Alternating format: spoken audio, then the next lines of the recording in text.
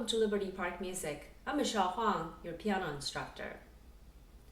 In today's lesson, we will be learning how to play the major scales and arpeggios beginning on the black keys. Specifically, we will look at the correct fingerings and techniques to play these scales and arpeggios, which are slightly different from the white key scales and arpeggios. Let's get started with a quick review of the black key groupings. Going back to B major scale that we have learned, remember that the fingerings for B major scale follows the black key grouping pattern. The black keys on the keyboard are grouped into 2s and 3s. The fingerings on the screen fits very nicely into these groupings of black keys. The major scales and arpeggio fingerings will follow these same black key groupings. Let's start by looking at D flat major scale. Unlike the white key major scales, the starting fingers are not 1 on the right hand and 5 on the left hand. The starting fingers follow the black key groupings. Based on the diagram, the starting finger will be 2 on the right hand and 3 on the left hand for D flat major scale. The 2s and 3s fit very nicely with D flat and E flat. Both thumbs land on the white key, F. Notice the right hand thumb needs to tuck under 2 and 3 to do so. Left hand 4 swings over to play G flat. The rest of the fingers follow the black key groupings. To finish, 3 on left hand swings over, right hand ends on 2. Let's do that again.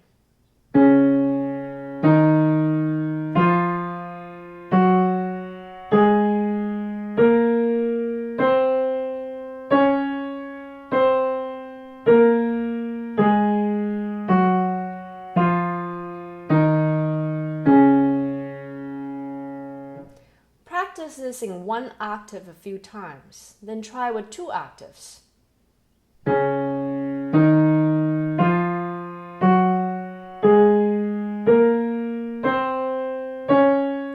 Simply continuing up with the 2-3, 2-3-4 black key groupings.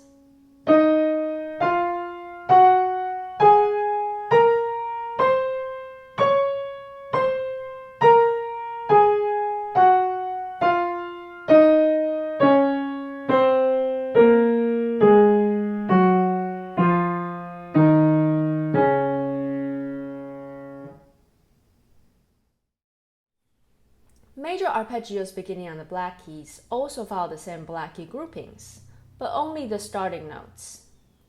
Let's take D flat major arpeggio for example. The fingerings for the first notes will follow the black key groupings. So the right hand will start with 2, left hand with 3. The second notes are both played by thumbs. The right hand thumb needs to tuck way under 2 and 3 to get to F. So remember to transfer your way from 2 to 1 on the right hand.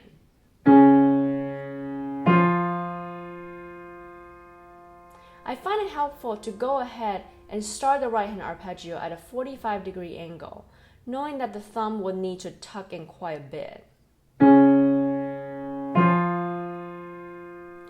After the first 2 notes, right hand goes up the arpeggio using 2 and 4. Left hand 4 and 2. Which are quite easy to remember since they are the corresponding fingerings to each other.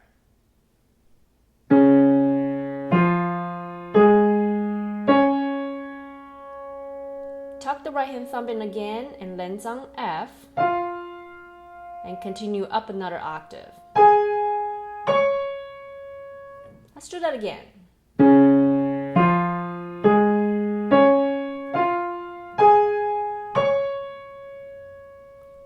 Notice that unlike like the scales that we have learned before, the ending notes don't follow the black key groupings, only the first notes do. This will be the fingering patterns for the other black key major arpeggios as well, starting with fingerings that follow the black key groupings.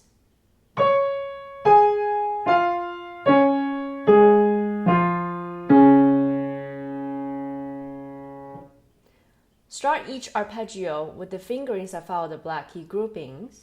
Thumbs on the second note, then 2 4 4 2, thumb 2 4 4 2. Coming back down with the same fingerings.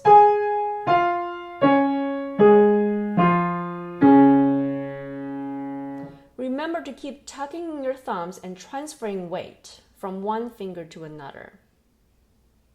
The only exception to this fingering will be G flat major, which we'll talk about in a bit. E flat major scale follows the same black key grouping fingerings. Right hand starts with 3. Left hand starts with 2. Thumbs land on F. 2 and 4 on G. The reason we use 2 and 4 on G is because if the notes are G flat, we would use those 2 fingers to play them. This way, the correct fingerings following the black key groupings would land on A flats, which are 3s.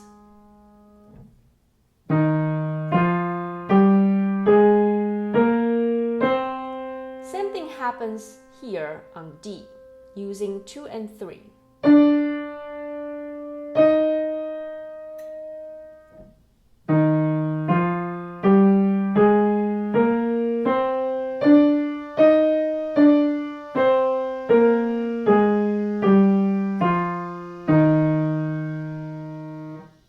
As you get comfortable with the 1 octave scale, you can continue up and play the scale in 2 octaves.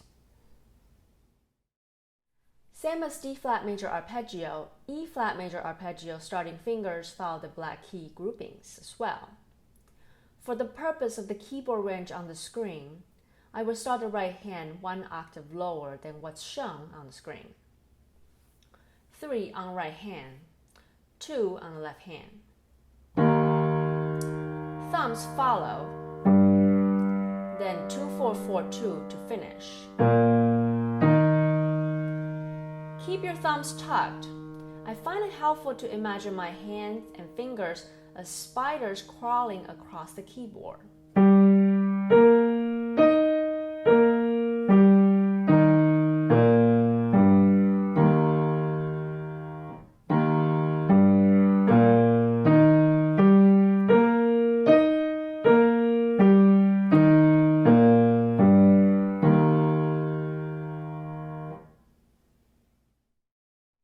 A word of caution about techniques when playing these major scales and arpeggios beginning on the black keys. Remember not to twist your elbow or collapse your hand position.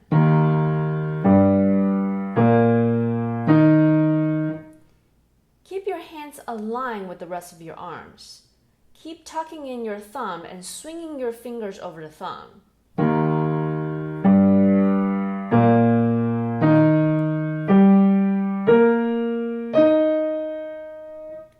Think streamlining horizontally, left to right, gliding over the keyboard.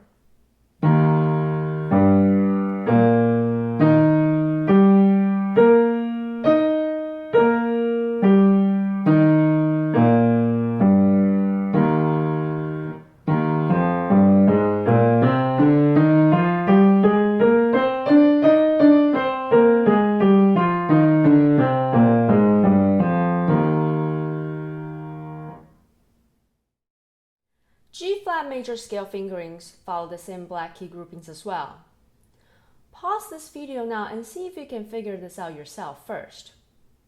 Remember there is a C flat in the key signature, which is often forgotten when playing the scale.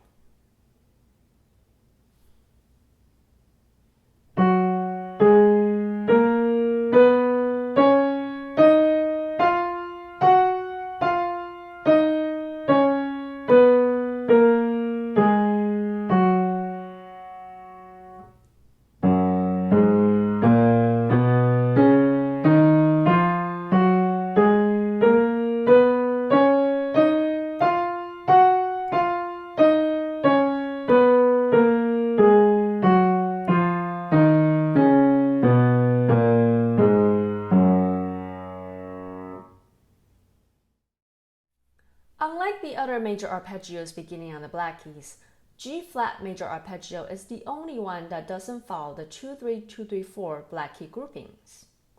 The reason being that a G-flat major chord consists of all black keys, which unlike the other arpeggios, the chords are a combination of black and white keys. Because of this, it would be awkward to use the fingerings that follow the black key groupings, simply because we would end up playing the middle note of the chord with the thumb, which is hard to maneuver that way. So instead, we will use the regular white key arpeggio fingerings for this one, starting with right hand 1, left hand 5, then 2-3-3-2 going up, 1, ending with 5 and 1,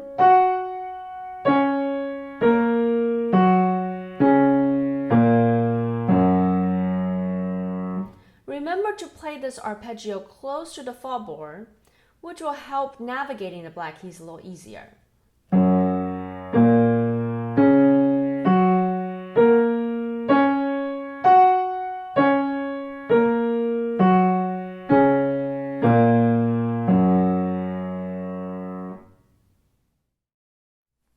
A-flat major scale fingerings follow the same black key groupings.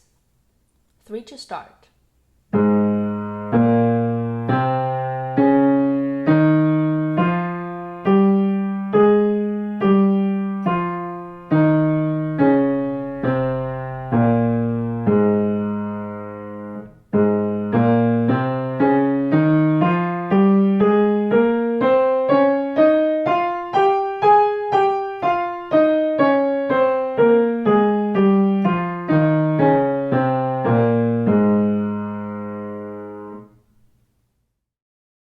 A-flat major arpeggio goes back to starting fingers following the black key groupings.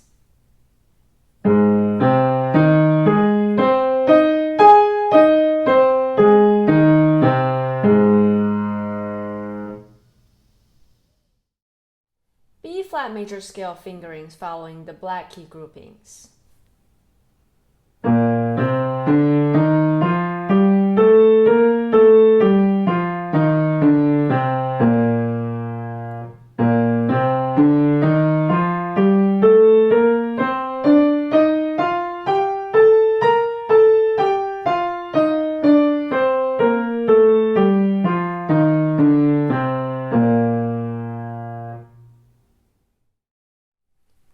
B-flat major arpeggio.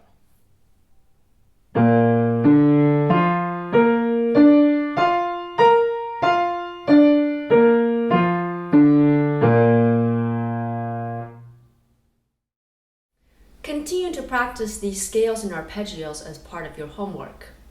Start with a slower tempo and paying attention to your technique before attempting to play at a faster tempo. Next, we'll look at a short piece that will review what we just learned. As you can see, this short piece consists of right-hand scale and left-hand chords. Spend a few minutes and make some general observations regarding the keys, the fingerings for the scale on the right hand, and the type of chords on the left hand.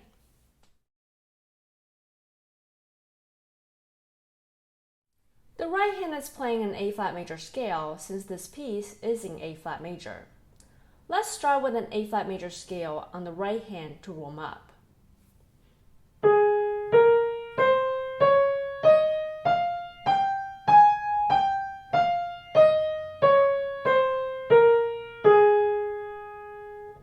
The right hand essentially starts the scale on the top, going down an octave,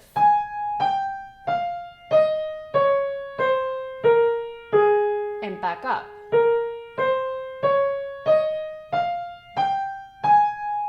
And again for the second line. Let's play this right hand in tempo. 1, 2, 3, 4. 1, 2, 3, 4. 1, 2, 3, 4. 1, 2, 3, 4.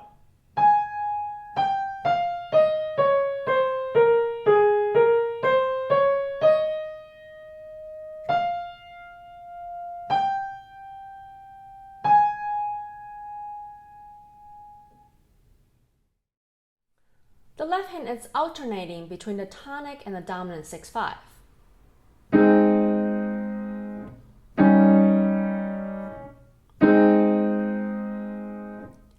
In measure 7, it goes briefly to minor 2,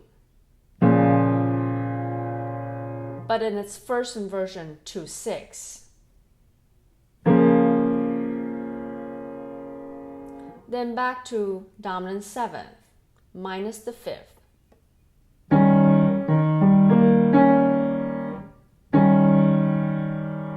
Then tonic minus the E flat. Let's play this chord progression again.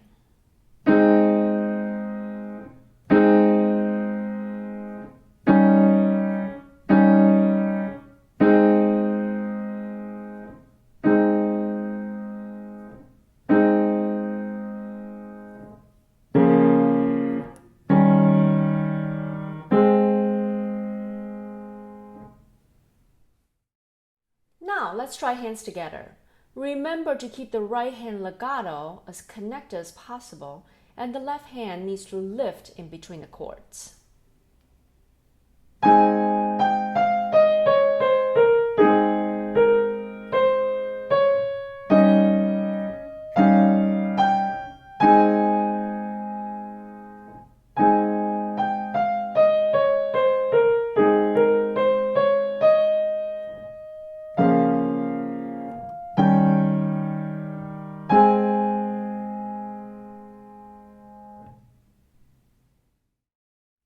In today's lesson, we learned the correct fingerings and techniques for all 5 of the major scales and arpeggios beginning on the black keys. We also looked at a short piece that uses one of the scales that we just talked about today, as well as a review of the tonic, dominant 7th, and the triads of the keys that we have learned before. You will find an additional short piece in your homework, but continue to practice the major scales and arpeggios beginning on the black keys that we have learned in lesson today. See you next time.